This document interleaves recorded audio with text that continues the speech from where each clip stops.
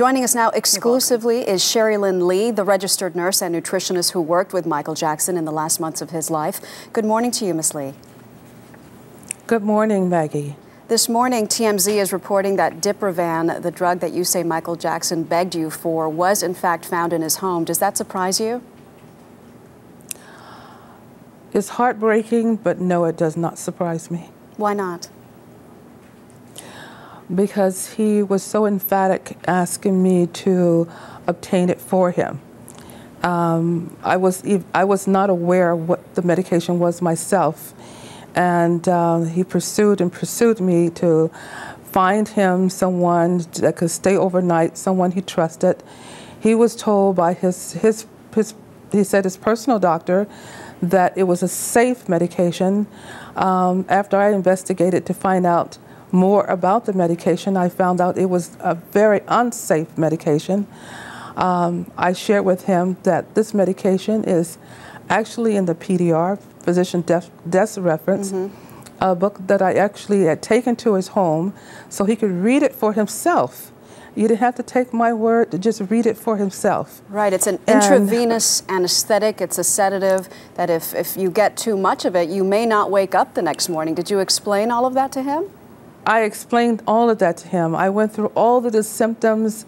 You know, he didn't want to read it himself. I walked him through the symptoms. I said, the bottom line, I understand you want to sleep. I understand you want to sleep, and I understand that you want 8 hours of sleep and not just 2 or 3 and wake up again and can't go back to sleep. I understand that. But this medication is unsafe, and if you take it, you may not wake up. Let me ask you something. Did he mention which personal doctor told him it was safe? Was he referring to Conrad Murray, the doctor who's been questioned by police? No, he never did give me a name of a doctor. I did ask him the name of a doctor and also when was the last time he had received it. He was so aware of this medication, he even went through the process of saying, you know, I want this medication. I want it to hit my veins. And as soon as it hit my veins, I want it to be knocked out. I want to be asleep as soon as it hit my vein. I don't want this IV to drip for 20 minutes, 30 minutes, an hour. As soon as it hit my vein, I must be asleep. And if he didn't get it from you, did you leave there convinced that he would get it somehow?